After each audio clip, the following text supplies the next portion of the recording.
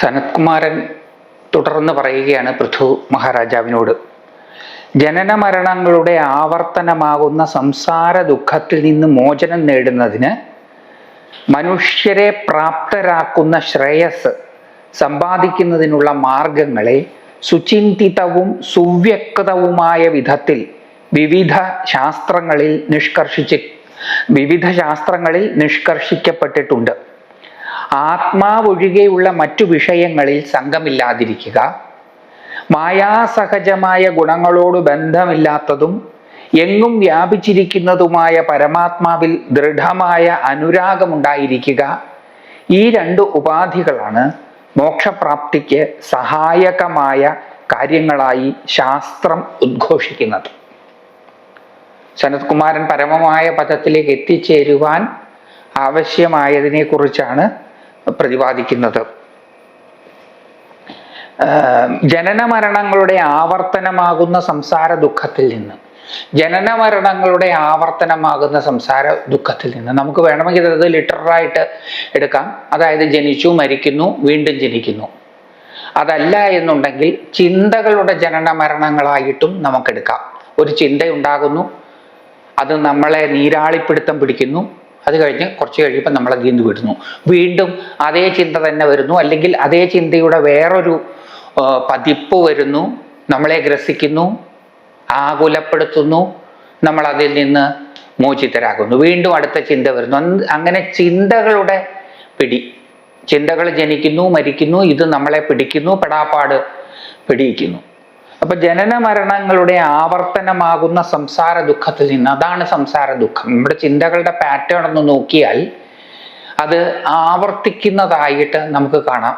അതുകൊണ്ട് തന്നെ നമ്മുടെ ജീവിതാനുഭവങ്ങളെ നമ്മളൊന്ന് പുറകോട്ട് വീക്ഷിച്ചാൽ മിക്കവാറും നമ്മുടെ ജീവിതാനുഭവങ്ങളും ആവർത്തിക്കപ്പെടുന്നതായിട്ട് നമുക്ക് കാണാം. ഒരേപോലത്തെ അനുഭവങ്ങൾ പല രീതിയിൽ പല കാലഘട്ടങ്ങളിലായി നമ്മൾ അനുഭവിച്ചിട്ടുള്ളതായിട്ട് നമുക്ക് കാണാൻ സാധിക്കും. അതിൻ്റെ കാരണം പ്രവൃത്തി ഉരുത്തിരിഞ്ഞു വരുന്നത് ചിന്തകളിലൂടെയാണ്. അപ്പം ചിന്തകളുടെ പ്രായോഗികമായ പ്രവർത്തനം ആണ് ഈ അനുഭവങ്ങളെ ഉണ്ടാക്കുന്നത്. അപ്പൊ ചിന്തകൾ എന്ന് പറഞ്ഞാൽ റിപ്പറ്റേറ്റീവാണ്. ഒരേ ചിന്തകൾ പല രീതിയിൽ നമ്മളിലേക്ക് വരുന്നു. അപ്പം നമുക്ക് ഒരേ തരത്തിലുള്ള അനുഭവങ്ങൾ ചെറിയ ചെറിയ വ്യത്യാസങ്ങളോടുകൂടി ഉണ്ടാകുന്നു. അതാണ് സംസാര ചക്രം. ജനന മരണങ്ങളുടെ ആവർത്തനമാകുന്ന സംസാര ദുഃഖത്തിൽ നിന്നും മോചനം നേടുന്നതിന് മനുഷ്യരെ പ്രാപ്തരാക്കുന്ന ശ്രേയസ് സമ്പാദിക്കുന്നതിനുള്ള മാർഗങ്ങളെ സുചിന്തിതവും സുവ്യക്തവുമായ വിധത്തിൽ വിവിധ ശാസ്ത്രങ്ങളിൽ നിഷ്കർഷിക്കപ്പെട്ടിട്ടുണ്ട്. ഈ ചിന്തകളുടെ നീരാളിപ്പിടുത്തത്തിൽ നിന്ന് മോചിതരാവുക, അതാണ് ശരിക്കുമുള്ള മോക്ഷം. നമ്മളെ വളരെ സങ്കുചിതരാക്കുന്നത് വിവിധ തരത്തിലുള്ള ചിന്തകളാണ്. പോസിറ്റീവായിട്ടുള്ള ചിന്തകളും നമ്മളെ സങ്കുചിതരാക്കും, നെഗറ്റീവായിട്ടുള്ള ചിന്തകളും നമ്മളെ സങ്കുചിതരാക്കും. അല്ലാതെ പോസിറ്റീവായിട്ടുള്ള ചിന്തകൾ നമ്മളെ വികസിതരാക്കും എന്ന് നമുക്ക് കരുതാൻ വയ്യ. നമുക്ക് ചിലരോട് സ്നേഹം തോന്നും, എല്ലാവരോടും സ്നേഹം തോന്നില്ല. നമുക്ക് ചിലതിനോട് ഭയം തോന്നും, അറപ്പ് തോന്നും, വെറുപ്പ് തോന്നും. അപ്പൊ ഇതെല്ലാം നമ്മുടെ സങ്കോചത്തിന് കാരണമാകുന്നതാണ്. നമ്മുടെ ഇഷ്ടാനിഷ്ടങ്ങൾ നമ്മളെ സങ്കുചിത ചിത്തരായിരിക്കാൻ പ്രേരിപ്പിക്കുന്നതാണ്. അപ്പോൾ അതിൽ നിന്ന് മുക്തി നേടുക, ഇഷ്ടാനിഷ്ടങ്ങളെ നിയന്ത്രിക്കുന്നത് ചിന്തകളാണ്. അപ്പൊ അതിൽ നിന്ന് മോചനം നേടുക, ചിന്തകളുടെ പിടുത്തത്തിൽ നിന്ന് മോചനം നേടുക, അതിന് മനുഷ്യരെ പ്രാപ്തമാക്കുന്ന ശ്രേയസ് സമ്പാദിക്കുന്നതിനുള്ള, അതിന് പ്രാപ്തി നേടുന്നതാണ് ശ്രേയസ്. ആ ശ്രേയസ് സമ്പാദിക്കുന്നതിനുള്ള മാർഗങ്ങളെ സുചിന്തിതവും സുവ്യക്തവുമായ വിധത്തിൽ, വളച്ചുകെട്ടലുകളൊന്നുമില്ലാതെ വിവിധ ശാസ്ത്രങ്ങളിൽ നിഷ്കർഷിക്കപ്പെട്ടിട്ടുണ്ട്. വിവിധ ശാസ്ത്രങ്ങളിൽ, ഒരു ശാസ്ത്രത്തിലല്ല. അതാണ് ഭാരതീയ സംസ്കൃതിയുടെ മറ്റൊരു മാഹാത്മ്യം. അത് ഒരു പുസ്തകത്തിലോ മറ്റും ഒരു വ്യക്തിയിലോ കേന്ദ്രീകൃതമായതല്ല.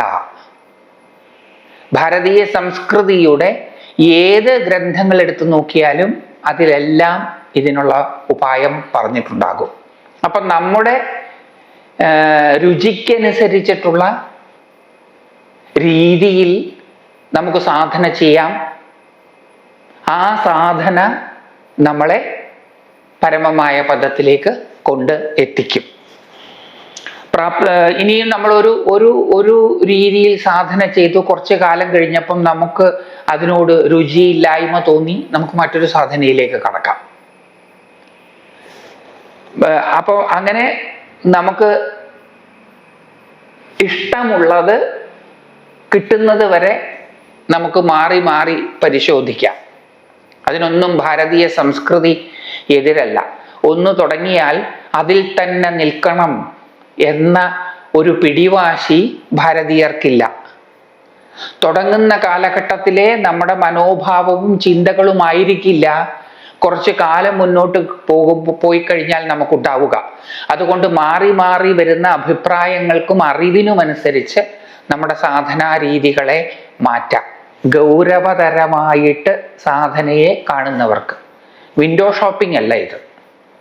അതും ഇതുമൊക്കെ വെറുതെ അവിടെയും കുറച്ച് കടിച്ചു ഇവിടെയും കുറച്ച് കടിച്ചു അങ്ങനെയല്ല. സീരിയസ് ആയിട്ടുള്ള ഒരു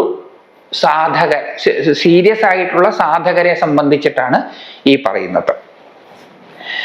ജനന മരണങ്ങളുടെ ആവർത്തനമാകുന്ന സംസാര ദുഃഖത്തിൽ നിന്ന് മോചനം നേടുന്നതിന് മനുഷ്യരെ പ്രാപ്തരാക്കുന്ന ശ്രേയസ് സമ്പാദിക്കുന്നതിനുള്ള മാർഗങ്ങളെ സുചിന്തിതവും സുവ്യക്തവുമായ വിധത്തിൽ വിവിധ ശാസ്ത്രങ്ങളിൽ നിഷ്കർഷിച്ചിട്ടുണ്ട്. ആത്മാവൊഴികെയുള്ള മറ്റു വിഷയങ്ങളിൽ സംഘമില്ലാതിരിക്കുക, മായാസഹജമായ ഗുണങ്ങളോട് ബന്ധമില്ലാത്തതും എങ്ങും വ്യാപിച്ചിരിക്കുന്നതുമായ പരമാത്മാവിൽ ദൃഢമായ അനുരാഗമുണ്ടായിരിക്കുക. ഈ രണ്ട് ഉപാധികളാണ് മോക്ഷപ്രാപ്തിക്ക് സഹായകമായ കാര്യങ്ങളായി ശാസ്ത്രം ഉദ്ഘോഷിക്കുന്നത്. ആത്മാവൊഴികെയുള്ള മറ്റു വിഷയങ്ങളിൽ സംഘമില്ലാതിരിക്കുക. ഇതിന് രണ്ട് രീതിയിൽ നമുക്കിതിനെ കാണാം. ഒന്ന്, നമ്മൾ അനുഭവിക്കുന്ന പരിമിതമായതെല്ലാം അനാത്മാവാണ്, അനാത്മാവസ്തുക്കളാണ് എന്ന രീതിയിൽ അതിനോടൊന്നും ബന്ധമില്ലാതെ പരമമായതിനോട് മാത്രം ബന്ധം വെച്ചുകൊണ്ട് മുന്നോട്ട് പോവുക. അങ്ങനെ വരുമ്പോൾ നമ്മൾ ലോകവും ജീവിതവും ഒക്കെ ഉപേക്ഷിച്ച് പരമമായ പദത്തിലേക്ക് എത്തുവാൻ വേണ്ടിയിട്ട് പോകും. അതല്ല എന്നുണ്ടെങ്കിൽ ഈ കാണുന്നതെല്ലാം, കേൾക്കുന്നതെല്ലാം, മണക്കുന്നതെല്ലാം, രുചിക്കുന്നതെല്ലാം, സ്പർശിക്കുന്നതെല്ലാം, ഇതെല്ലാം കൂടെ ചേർന്നതാണ് ലോകം. ഈ ലോകം എന്ന് പറയുന്നത് പരമമായതിൻ്റെ സങ്കോച രൂപമാണ് എന്ന ബോധത്തോടുകൂടി നമ്മളെ എന്തൊന്നാണോ ആകർഷിക്കുന്നത് അതിനെ വിശകലനം ചെയ്ത് അത് ഓരോന്നും പരമമായതാണ് എന്ന് തിരിച്ചറിയാൻ സാധിക്കും. അങ്ങനെ നമ്മൾ തിരിച്ചറിയുമ്പോൾ നമ്മൾ എല്ലാത്തിലും ആത്മാവിനെ കാണാൻ തുടങ്ങും. അപ്പോൾ ആത്മാവല്ലാതെ വേറെയൊന്നുമില്ല എന്ന് തിരിച്ചറിയാൻ സാധിക്കും. യാതൊന്നു കാൺമതതു നാരായണ പ്രതിമ. അപ്പൊ ഒന്നും കാണാതിരിക്കാൻ ശ്രമിക്കേണ്ട. എന്ത് കണ്ടാലും അത് ഈശ്വരന്റെ ഒരു രൂപഭേദമാണ്. രണ്ട് രീതിയിൽ ഇതിനെ കാണാം. ഒന്ന് എക്സ്ക്ലൂസീവാണ്, മറ്റൊന്ന് ഇൻക്ലൂസീവാണ്. ഇത് ആത്മാവല്ല, അത് ആത്മാവല്ല, മറ്റേത് ആത്മാവല്ല, അങ്ങനെ അനാത്മാവിനെ എല്ലാം ത്യജിച്ച് പരമമായതിലേക്ക് എത്തിച്ചേരുക. അല്ലെങ്കിൽ ഇതും പരമമായതിൻ്റെ ആവിഷ്കാരമാണ്, ഇതും പരമമായതിൻ്റെ ആവിഷ്കാരമാണ്, അതും പരമമായതിൻ്റെ ആവിഷ്കാരമാണ്, ഈ പ്രപഞ്ചത്തിലുള്ളത് മുഴുവൻ പരമമായതിൻ്റെ ആവിഷ്കാരം ആണ് എന്ന തിരിച്ചറിവിൽ നിന്നുകൊണ്ട് അനുഭവിക്കുക. അപ്പോഴും ആത്മാവൊഴികെയുള്ള ഒരു വിഷയങ്ങളിലും സംഘമുണ്ടായിരിക്കില്ല.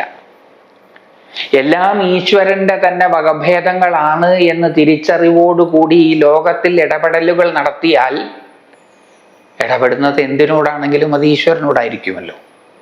അപ്പോൾ ആത്മാവൊഴികെയുള്ള മറ്റു വിഷയങ്ങളിൽ സംഘമില്ലാതിരിക്കുക, മായാസഹജമായ ഗുണങ്ങളോട് ബന്ധമില്ലാത്തതും എങ്ങും വ്യാപിച്ചിരിക്കുന്നതുമായ പരമാത്മാവിൽ ദൃഢമായ അനുരാഗമുണ്ടായിരിക്കുക. മായാസഹജമായ ഗുണങ്ങളോട് ബന്ധമുണ്ടായാലോ സങ്കുചിതമാവും, അതിനെല്ലായിടത്തും വ്യാപിക്കാൻ കഴിയില്ല. സത്വരജസ്തമോ ഗുണങ്ങൾ പരമമായതിനെ പരിമിതപ്പെടുത്തും. അപ്പൊ മായാസഹജമായ ഗുണങ്ങളോട് ബന്ധമില്ലാത്തത് അത് അപരിമിതമായിരിക്കും, എങ്ങും വ്യാപിച്ചിരിക്കുന്നതുമാണ്. ഗുണങ്ങളോട് ബന്ധം വന്നു കഴിഞ്ഞാൽ എങ്ങും വ്യാപിച്ചിരിക്കാൻ പറ്റില്ല, അത് അല്പവ്യാപിയായിരിക്കും. അല്പകാലത്തേക്ക് അല്പം മാത്രം വ്യാപിച്ചിരിക്കുന്നത് ആയിരിക്കും. മായാസഹജമായ ഗുണങ്ങളോട് ബന്ധം വന്നാൽ, അങ്ങനെ മായാസഹജമായ ഗുണങ്ങളോട് ബന്ധം ഇല്ലാത്തതാണെങ്കിലോ അത് സങ്കുചിത ബോധസ്വരൂപമായിരിക്കുകയില്ല, അത് എങ്ങും വ്യാപിച്ചിരിക്കുന്നതും ആയ പരമാത്മാവായിരിക്കും. ആ പരമാത്മാവിൽ ദൃഢമായ അനുരാഗമുണ്ടാവുക. സങ്കുചിതമായതിനോട് അനുരാഗമുണ്ടാകുമ്പോൾ ബോധം സങ്കുചിതമാകും, അപരിമിതമായതിനോട് അനുരാഗമുണ്ടാകുമ്പോൾ ബോധം അപരിമിതമായി തീരും. ഈ രണ്ട് ഉപാധികളാണ് മോക്ഷപ്രാപ്തിക്ക് സഹായകമായ കാര്യങ്ങളായി ശാസ്ത്രം ഉദ്ഘോഷിക്കുന്നത്. ശാസ്ത്രം മുഴുവൻ നമ്മളൊന്ന് തെരഞ്ഞു നോക്കിയാൽ ഇതിലേതെങ്കിലും ഒന്നായിരിക്കും കാണാൻ സാധിക്കുക. ശാസ്ത്രവചനങ്ങളിലും ഗുരുവിൻ്റെ ഉപദേശങ്ങളിലും അചഞ്ചലവും ഉത്തമവുമായ വിശ്വാസം. ഇപ്പൊ ശാസ്ത്രവചനങ്ങൾ അനിവാര്യമാണ്. ശാസ്ത്രാനുസൃതമായിരിക്കണം ഗുരുവാക്യങ്ങൾ. ഗുരുവാക്യങ്ങൾ ശാസ്ത്രത്തിൽ ഉണ്ടായിരിക്കണം, അല്ലാതെ തോന്നിയതുപോലെയൊക്കെ പറയലും തോന്നിയതുപോലെയൊക്കെ ചെയ്യലും അല്ല. ഇനി ഇന്നത്തെ കാലത്ത് യോഗ്യരായിട്ടുള്ള ഗുരുക്കന്മാരെ നമുക്ക് കിട്ടിയില്ലെങ്കിലോ ശാസ്ത്രങ്ങളിൽ നിന്ന് നമുക്ക് കാര്യം മനസ്സിലാക്കാൻ ശ്രമിക്കാം. ഈശ്വരാനുഗ്രഹം കൊണ്ട് അത് സാധിക്കും. അപ്പൊ ശാസ്ത്രം ഗുരുവായിട്ട് വർത്തിക്കും. ശാസ്ത്രവചനങ്ങളിലും ഗുരുവിൻ്റെ ഉപദേശങ്ങളിലും അചഞ്ചലവും ഉത്തമവുമായ വിശ്വാസം. ഈ പറയുന്ന കാര്യങ്ങളെല്ലാം സത്യമാണ് എന്നും അത് നമ്മളെ മുന്നോട്ട് നയിക്കുവാൻ വേണ്ടിയാണ് എന്നും അത് നമ്മൾ അഭ്യസിച്ചാൽ പരമമായ പദത്തിലേക്ക് എത്തിച്ചേരും എന്നുള്ള ഒരു ഉറപ്പ്, ഡോക്ടറുടെ നിഗമനം ശരിയാണ് എന്നും അദ്ദേഹം തരുന്ന മരുന്നുകൾ കൃത്യമായി തൻ്റെ രോഗത്തിനുള്ളതാണെന്നും ഉള്ള വിശ്വാസമാണ് മരുന്ന് കൃത്യമായി കഴിക്കാൻ നമ്മളെ പ്രേരിപ്പിക്കുന്നത്. മരുന്ന് കൃത്യമായി കഴിക്കുമ്പോഴാണ് നമ്മുടെ രോഗത്തിന് മാറ്റം ഉണ്ടാകുന്നത്. കൃത്യമായി കഴിച്ചിട്ടും മാറ്റമൊന്നും ഉണ്ടാകുന്നില്ലെങ്കിൽ നമ്മൾ പിന്നെയും ആ ഡോക്ടറുടെ അടുത്ത് പോകും. ഡോക്ടർ മരുന്നിൽ വ്യത്യാസം വരുത്തും. വ്യത്യാസം വരുത്തിയ മരുന്ന് വീണ്ടും കഴിച്ചിട്ടും മാറ്റമൊന്നും ഉണ്ടാകുന്നില്ലെങ്കിൽ നമ്മൾ ഡോക്ടറെ മാറ്റി നോക്കും. അതുപോലെ തന്നെയാണ് സാധനയും. ശാസ്ത്രവചനങ്ങളിലും ഗുരുവിൻ്റെ ഉപദേശങ്ങളിലും അചഞ്ചലവും ഉത്തമവുമായ വിശ്വാസം, സ്വധർമ്മത്തെ ഈശ്വരാരാധനയ്ക്കുള്ള ഉപായമെന്നോണം ഉത്തരവാദിത്വത്തോടെയും സത്യസന്ധമായും അനുഷ്ഠിക്കുവാനുള്ള വ്യഗ്രത. സ്വധർമ്മത്തെ, അത് നമ്മൾ വളരെ വിശദമായിട്ട് സ്വധർമ്മം എന്താണെന്ന് പറഞ്ഞിട്ടുണ്ട്. സ്വധർമ്മത്തെ ഈശ്വരാരാധനയ്ക്കുള്ള ഉപായമെന്നോണം തൻ്റെ സ്വഭാവാനുസൃതമായ പ്രവൃത്തികളെ ഈശ്വരാരാധനയ്ക്ക് വേണ്ടി ഉപയോഗിക്കുക. പ്രവൃത്തി ഈശ്വരാരാധനയായിത്തീരും. അതാണ് ഭാരതീയ സംസ്കൃതിയുടെ ഉദാത്തത എന്ന് പറയുന്നത്. സാധന ചെയ്യുവാൻ, പ്രാർത്ഥിക്കുവാൻ ഒരു കോണിലേക്ക്, സമയത്തിൻ്റെയും സ്ഥലത്തിൻ്റെയും ഒരു കോണിലേക്ക് പോകേണ്ടതായിട്ടില്ല. 24 മണിക്കൂറും 7 ദിവസവും 365 ദിവസവും സാധകരായിരിക്കാൻ സാധിക്കും. അതിനെന്ത് ചെയ്യണം? സ്വധർമാനുഷ്ഠാനം നിർവഹിക്കണം. സ്വധർമ്മത്തെ ഈശ്വരാരാധനയ്ക്കുള്ള ഉപായമെന്നോണം ഉത്തരവാദിത്വത്തോടെയും സത്യസന്ധമായും അനുഷ്ഠിക്കുവാനുള്ള, തൻ്റെ സ്വഭാവാനുസൃതമായ പ്രവൃത്തികളെ ഉത്തരവാദിത്വത്തോടും റെസ്പോൺസിബിലിറ്റികളോടും, എൻ്റെ പ്രവൃത്തിക്ക് ഞാൻ ഉത്തരവാദിയാണ്, എൻ്റെ സ്വഭാവാനുസൃതമായ പ്രവൃത്തിയാണ് ഞാൻ നടത്തുന്നത് എന്ന ഉത്തരവാദിത്വം. സത്യസന്ധമായും, ആരോട് സത്യസന്ധമായും? അവരവരോട് സത്യസന്ധമായും. ഇവിടെ ഒന്നും വേറൊരാളുടെ മുമ്പിൽ സത്യസന്ധരാകാനുള്ള പ്രകടനമൊന്നുമില്ല. അവരവരുടെ മുമ്പിൽ സത്യസന്ധരായാൽ മതി. ഞാൻ സത്യസന്ധനാണ് എന്ന് നിങ്ങളെ ബോധ്യപ്പെടുത്തേണ്ട ആവശ്യമില്ല. എനിക്ക് ഉത്തമ ബോധ്യം വന്നാൽ മതി. അപ്പൊ നമ്മൾ ബാക്കിയുള്ളവരുടെ മുമ്പിൽ ആളാകാനല്ല ഈ ചെയ്യുന്നത്. നമ്മളിൽ നിക്ഷിപ്തമായിട്ടുള്ള ഉത്തരവാദിത്വത്തെ കൃത്യമോടെ നിർവഹിക്കുകയും അതിൽ സത്യസന്ധരായിരിക്കുകയും ചെയ്യുക. ഇവിടെ വേറൊരാൾക്ക് പ്രസക്തിയില്ല, വ്യക്തിഗതമായതാണ്. ഓരോരുത്തരും അവരുടെ പ്രവർത്തികളിൽ ഉത്തരവാദിത്വമുള്ളവരും അവരവരോട് സത്യസന്ധരും ആണ് എങ്കിൽ ഈ ലോകത്തിന്റെ സ്ഥിതി മാറിപ്പോകും. നമ്മൾ കൂട്ടം കൂടി ലോകത്തെ മാറ്റാനാണ് നോക്കുന്നത്.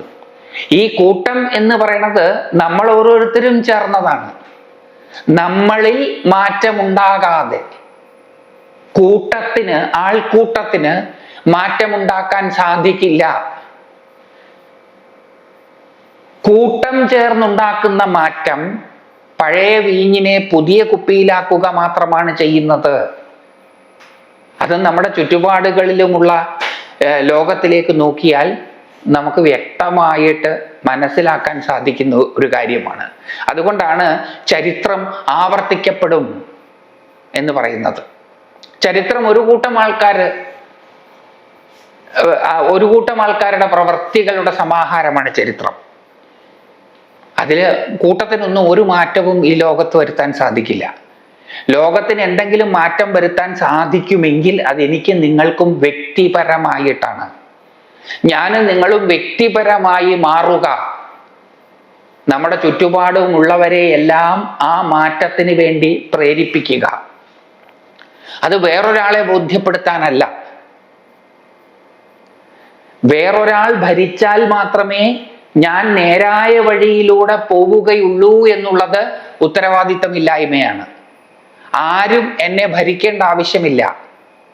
ഞാൻ ഉത്തരവാദിത്വത്തോടുകൂടി എന്നിൽ നിക്ഷിപ്തമായ കർത്തവ്യങ്ങളെ നിർവഹിക്കും, അതിൽ സത്യസന്ധനായിരിക്കും എന്ന് നമ്മൾ ഓരോരുത്തർക്കും പറയാൻ സാധിച്ചാൽ, ആ ചിന്തയിൽ ഉറച്ചു നിന്നുകൊണ്ട് പ്രവർത്തിക്കാൻ സാധിച്ചാൽ ലോകം മാറി. ഇപ്പൊ ലോകത്തെ മാറ്റാൻ നമ്മൾ പരിശ്രമിക്കേണ്ട, നമ്മളെ മാറ്റാൻ നമ്മൾ പരിശ്രമിച്ചാൽ മതി. ആ പരിശ്രമമാണ് ഇവിടെ കാണാത്തതും നടക്കാത്തതും. ഇവിടെ എല്ലാവരും ലോകത്തെ മാറ്റിമറിക്കുവാൻ വേണ്ടി സ്വജീവിതത്തെ വിനിയോഗിക്കുകയാണ് ചെയ്യുന്നത്. എത്രയോ വ്യക്തികളുടെ നിസ്വാർത്ഥമായ സേവനാനന്തരവും ലോകം പഴയപടി തന്നെയാണ് എന്നുള്ളത് നമ്മളെ ചിന്തിക്കാൻ പ്രേരിപ്പിക്കേണ്ടതാണ്. അതുകൊണ്ട് കൂട്ടം കൂടി മാറ്റം വരുത്തുക എന്നുള്ളത് അസാധ്യമായ കാര്യമാണ്. അതുകൊണ്ടാണ് പുതിയ രാഷ്ട്രീയ പ്രസ്ഥാനങ്ങൾ ഉണ്ടാകുന്നു, അതിലേക്ക് പഴയ പ്രസ്ഥാനങ്ങളിലുള്ളവർ ചേരുന്നു. ഈ പുതിയത് പഴയതിൻ്റെ മറ്റൊരു പതിപ്പായി തീരുന്നു. ഇപ്പൊ മാറ്റം വരുത്തണമെന്നുണ്ടെങ്കിൽ നമ്മൾ ഓരോരുത്തരും വിചാരിക്കണം. അതിന് നമ്മൾ എന്ത് ചെയ്യണം? നമ്മുടെ സഹജ സ്വഭാവത്തെ മനസ്സിലാക്കിയിട്ട് അതിനനുസൃതമായിട്ടുള്ള പ്രവർത്തികളെ ഉത്തരവാദിത്വത്തോടുകൂടിയും സത്യസന്ധരായിട്ടും ചെയ്യുക. ആരോടാണ് നമുക്ക് സത്യസന്ധത ഉണ്ടാകേണ്ടത്? ആരോടാണ് നമുക്ക് ഉത്തരവാദിത്വം ഉണ്ടാകേണ്ടത്? നമ്മൾ ഓരോരുത്തരോടും തന്നെ. എൻ്റെ ഉത്തരവാദിത്വം നിങ്ങളോടല്ല, എൻ്റെ ഉത്തരവാദിത്വം എന്നോടാണ്. എൻ്റെ സത്യസന്ധത നിങ്ങളോടല്ല, എൻ്റെ സത്യസന്ധത എന്നോടാണ്. ഉത്തരവാദിത്വത്തോടെയും സത്യസന്ധമായും അനുഷ്ഠിക്കാനുള്ള വ്യഗ്രത, പരമാർത്ഥം അറിയാനുള്ള ആഗ്രഹം, സത്യത്തെ അറിയുവാനുള്ള ആഗ്രഹം. ഇവിടെയാണ് സ്വാധ്യായത്തിന്റെ പ്രസക്തി. അഭ്യാസം മാത്രം പോരാ, നിരന്തരമായ പഠനവും അനിവാര്യമാണ്. വായന അനിവാര്യമാണ്. വായനയോടുകൂടിയ പ്രവൃത്തിയാണ് വിശാലതയിലേക്ക് കൊണ്ടുപോവുക. അതുകൊണ്ട് പരമാർത്ഥമറിയാനുള്ള ആഗ്രഹം, ചിത്തത്തെ ആത്മാവിൽ തന്നെ സുദൃഢമാക്കി നിർത്തുന്നതിന് വേണ്ടുന്ന യോഗചര്യകളുടെ പരിശീലനം. ചിത്തത്തെ ആത്മാവിൽ തന്നെ സുദൃഢമാക്കി നിർത്തുന്നതിന് വേണ്ടുന്ന യോഗചര്യകളുടെ പരിശീലനം. ചിത്തം അന്ധകരണം, മനസ്സ്, ബുദ്ധി, അഹങ്കാരം. ഈ മനോബുദ്ധി അഹങ്കാരങ്ങളെ ആത്മാവ് ബോധസ്വരൂപം, ബോധത്തിൽ സുദൃഢമാക്കി നിർത്തുന്നതിന് വേണ്ടുന്ന യോഗചര്യകളുടെ പരിശീലനം, നമ്മുടെ അനാദര യോഗ പരിശീലനം. ബോധത്തിൽ തന്നെ, ഒരിടത്ത് തന്നെ നമ്മുടെ മനസ്സ്, ബുദ്ധി, അഹങ്കാരത്തെ, ഇന്ദ്രിയങ്ങളെ ഒക്കെ നിർത്തുക. യോഗേശ്വരന്മാരായ മഹാത്മാക്കളെ സ്മരിച്ചുകൊണ്ട് അവർ കാണിച്ചു തന്ന പന്ഥാവിൽ കൂടിയുള്ള സഞ്ചാരം. യോഗേശ്വരന്മാരായ മഹാത്മാക്കളെ സ്മരിച്ചുകൊണ്ട് അവർ കാണിച്ചു തന്ന പന്ഥാവിൽ കൂടിയുള്ള സഞ്ചാരം. അപ്പം ഈ വായനയ്ക്കകത്ത് ഈ മഹാത്മാക്കളുടെ സുഭാഷിതങ്ങളും പഠനം. അവരുടെ ജീവിതവും ജീവിതവ്രതങ്ങളും നമ്മൾ മനസ്സിലാക്കണം. അതിൽ നമ്മളെ ആകർഷിക്കുന്നവയെ സ്മരിച്ച് അതനുസരിച്ച് മുന്നോട്ട് പോകുവാൻ ശ്രമിക്കണം. പുണ്യസംവർദ്ധകങ്ങളും ശ്രേയസ്കരങ്ങളുമായ ഭഗവത് കഥകളുടെ നിരന്തരമായ ശ്രവണവും മനനവും ഇവയെല്ലാം കൊണ്ട് വിഷയവിരക്തിയും ആത്മദർശനാസക്തിയും ഉണ്ടാകും. പുണ്യസംവർദ്ധകങ്ങളും ശ്രേയസ്കരങ്ങളുമായ ഭഗവത് കഥകളുടെ നിരന്തരമായ ശ്രവണവും മനനവും. ഭഗവത് കഥകള് പുണ്യസഞ്ചയം ഉണ്ടാക്കും. പുണ്യസഞ്ചയം എന്ന് പറഞ്ഞാൽ ഈശ്വരനോട് അടുപ്പിക്കും. ഈ കഥകൾ ശ്രവിക്കുകയും കഥകൾ കേൾക്കുമ്പോൾ തന്നെ ഒരു സന്തോഷം ഉണ്ടാകും. ആ ആനന്ദത്തിൽ മനസ്സിനെ നിർത്തുകയും ആ കഥകളുടെ ആന്തരിക അർത്ഥത്തെ അറിയുവാൻ വേണ്ടി ചിന്തിക്കുകയും ചെയ്യുക. കഥ കേട്ട് ആസ്വദിച്ച് നിർത്തുക എന്നുള്ളതല്ല, കേട്ട കഥകളെ കുറിച്ച് ചിന്തിക്കുക. അപ്പം അത് നമ്മുടെ പുണ്യത്തെ വർദ്ധിപ്പിക്കും. അതായത് ഈശ്വരനോട് നമ്മളെ കൂടുതൽ അടുപ്പിക്കും. പുണ്യസംവർദ്ധകങ്ങളും ശ്രേയസ്കരങ്ങളുമായ ഭഗവത് കഥകളുടെ നിരന്തരമായ ശ്രവണവും മനനവും ഇവയെല്ലാം കൊണ്ട് വിഷയവിരക്തിയും ആത്മദർശനാസക്തിയും ഉണ്ടാകും. അല്പമായതിനോട് അകൽച്ചയും അനൽപമായതിനോട് അടുപ്പവും ഉണ്ടാകും.